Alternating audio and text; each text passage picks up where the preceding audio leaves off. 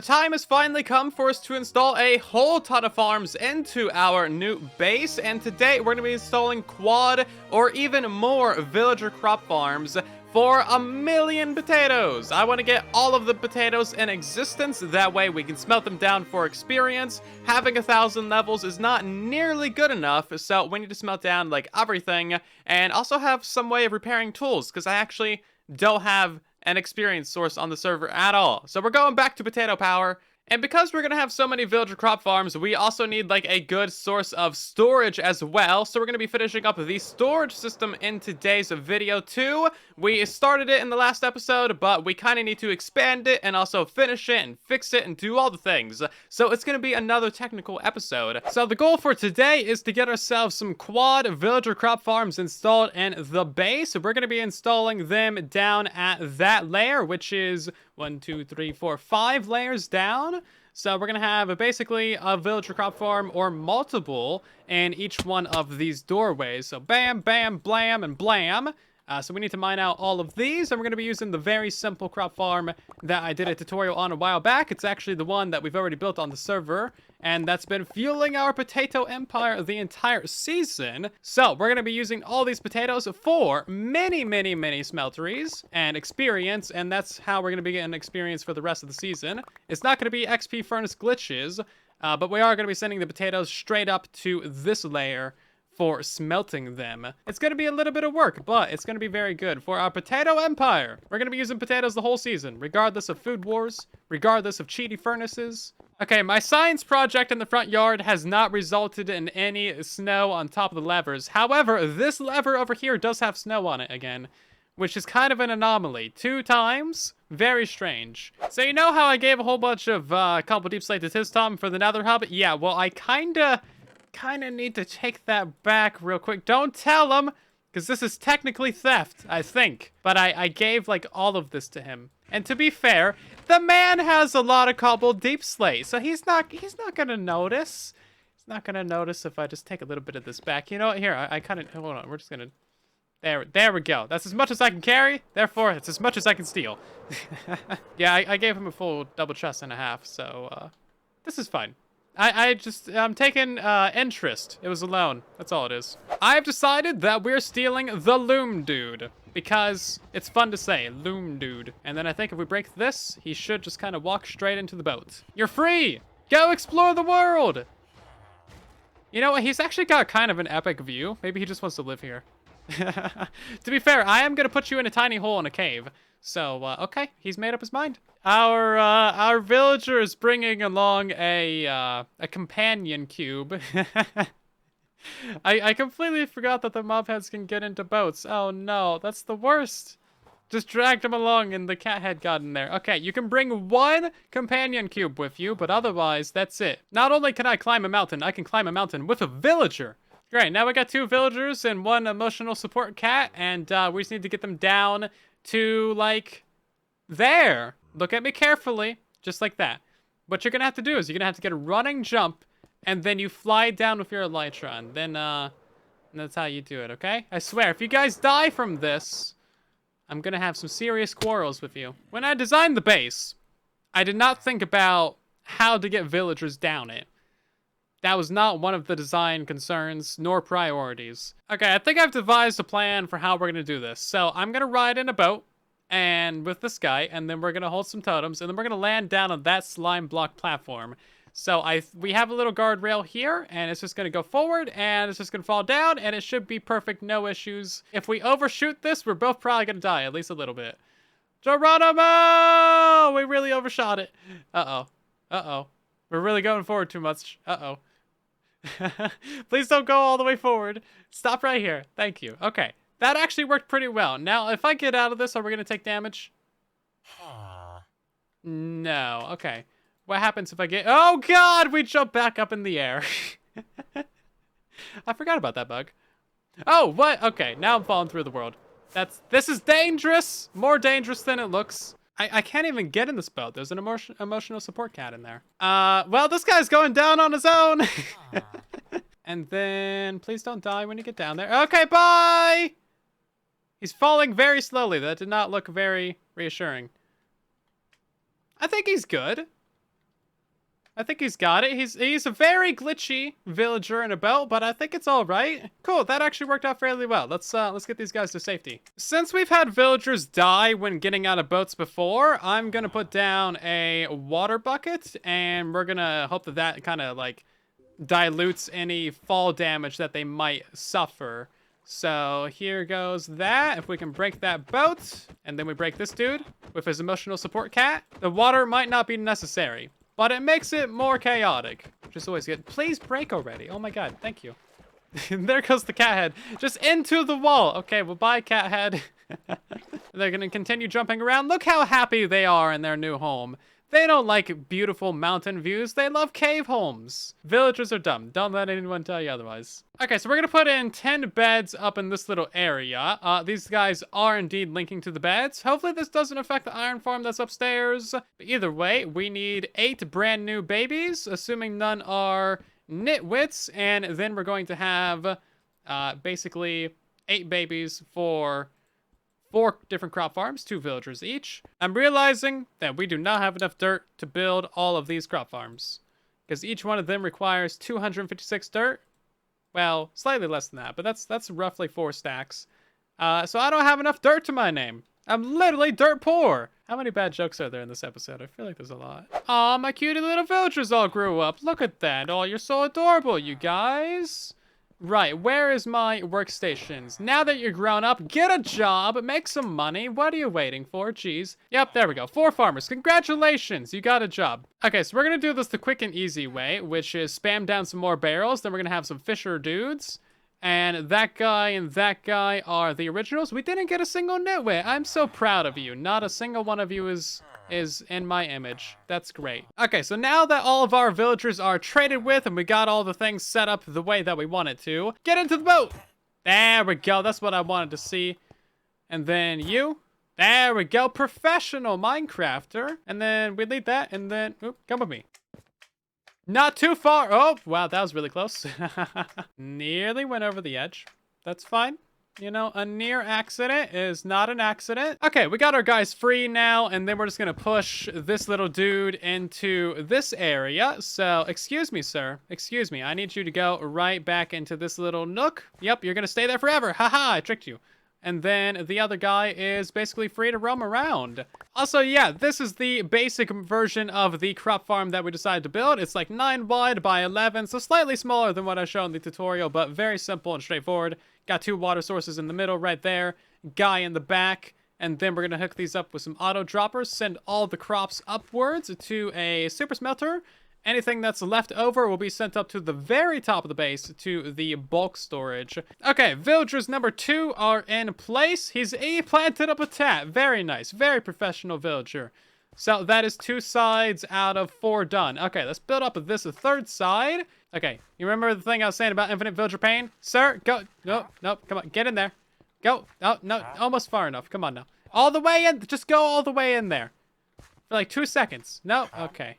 Villagers. Okay, we placed the beds in the middle there to kind of make the village closer, and I think that's all we needed to do to make these guys not panic as much. Okay, if you guys could please chill out for just like 3 seconds. Why are you so pain? Okay, well that took way too much time to get that one villager in. Seriously, the most annoying villager in there. But now we have 3 out of 4 of these done. We're gonna make ourselves a little cube off of the side over here to store the rest of these guys.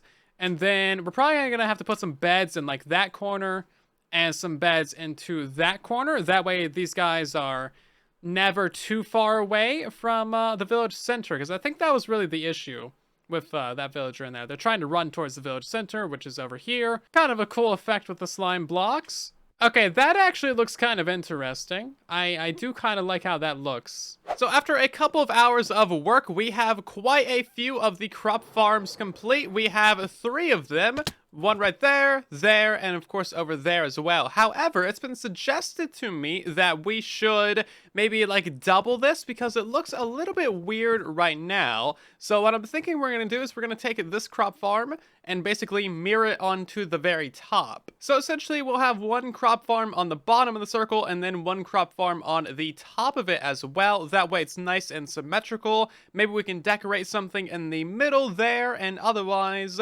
that will give us 8 very small crop farms for so many potatoes. That's gonna be so many potatoes. Quad crop farms is already like just way too many, but with 8 of these things for symmetry, yeah, we're gonna have like millions of potatoes. I can afford to just throw these away now. Actually, no, that's just rude. I gotta go pick all these up. So we need to significantly expand this project. We need to get ourselves a lot more villagers in our little breeding room over here. We need to get ourselves a lot more dirt because I actually have no more dirt to my name.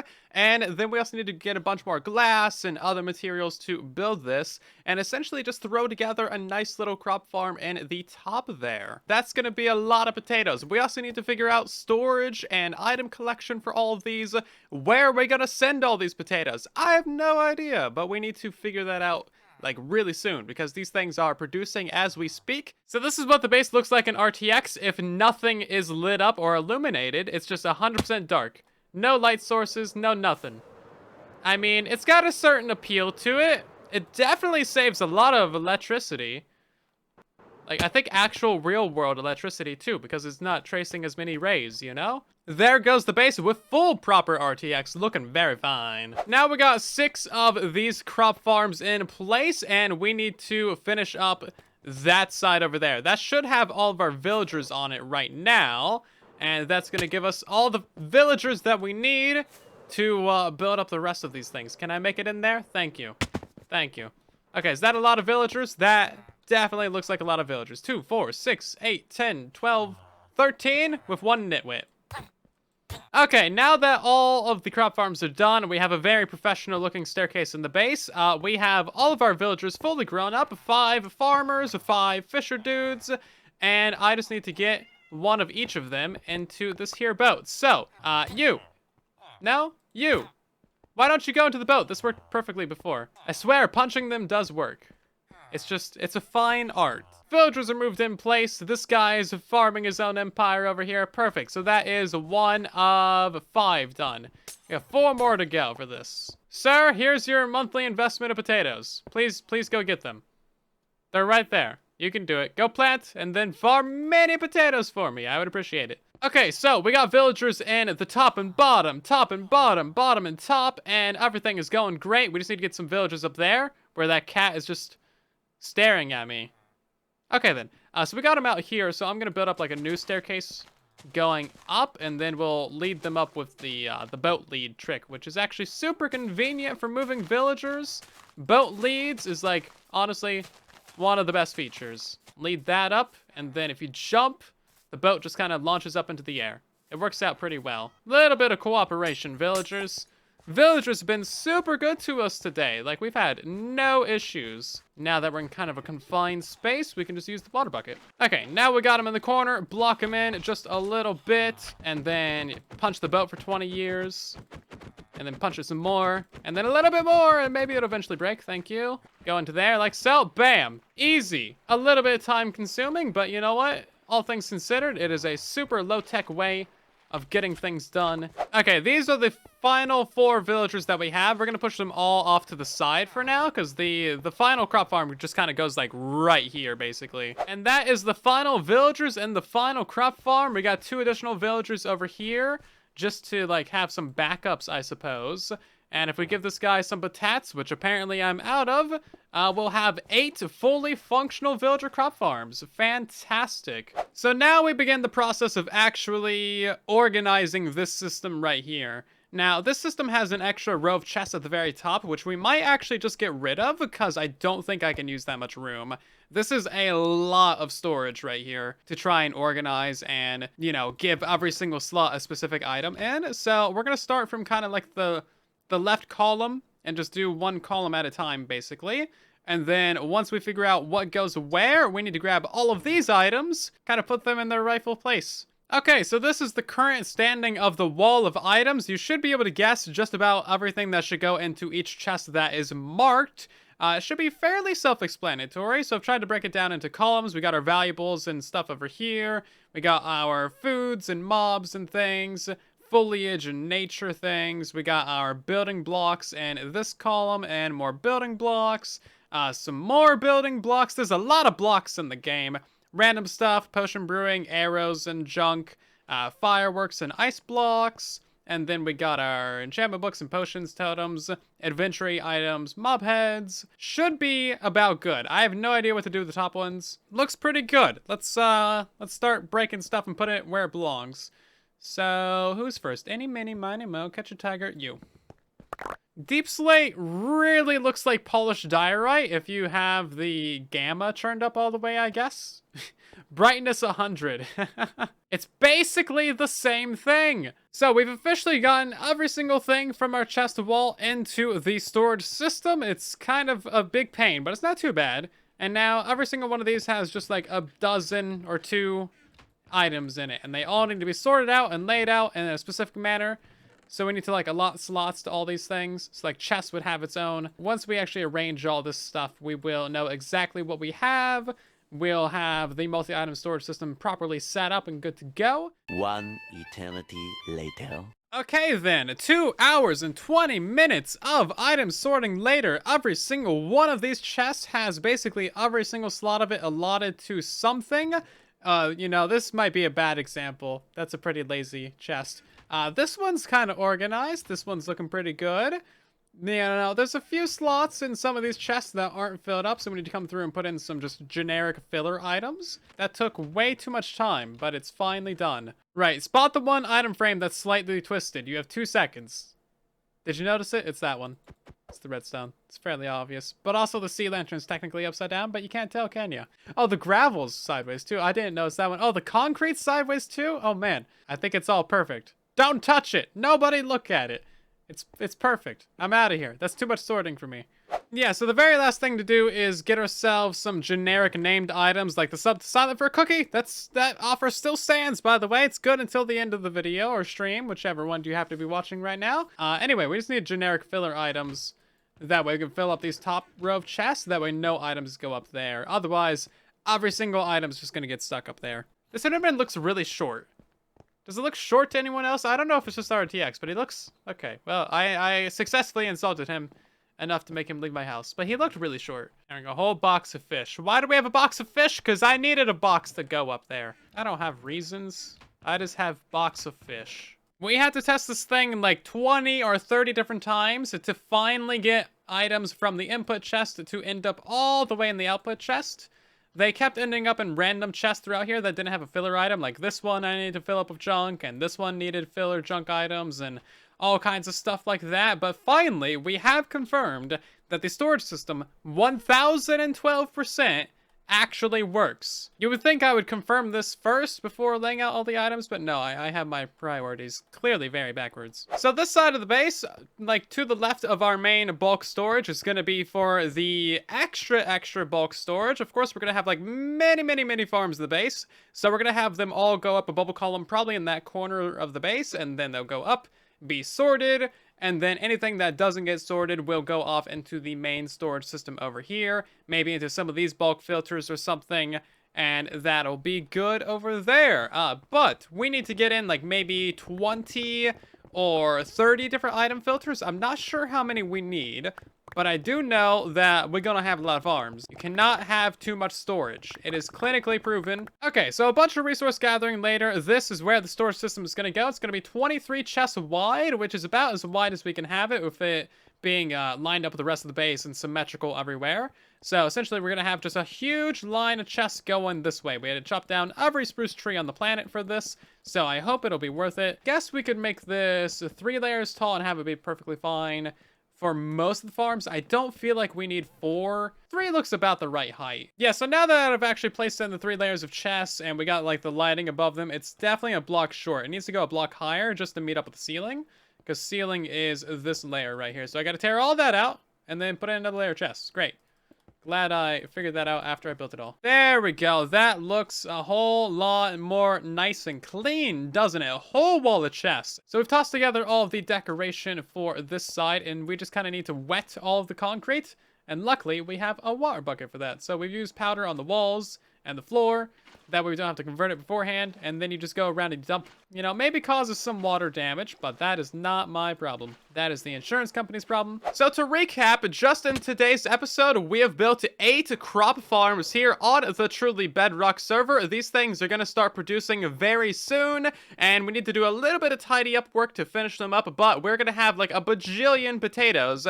So we're going to be focusing these potatoes into a super smeltery for XP. That way we can finally repair this shovel. I did all this just to repair my shovel. And heading back up to the top of the base, we've also finished up our storage system. So the multi-item storage system is finally fully complete. It's sorting items right now. We can throw whatever we want in there and it'll be automatically sorted for us. So nice to have. Next season, I'm just gonna build this episode 1. Building these mid-season just takes way too much time. And then we have this bulk storage over here. We're missing a little bit of decoration, but we also have the larger storage system over here for bulk items from the mob farms. And then we've actually wrapped the decoration going basically all the way around this top level. So we're gonna have some shops over here to sell a whole bunch of items. That wraps back around to our multi-storage.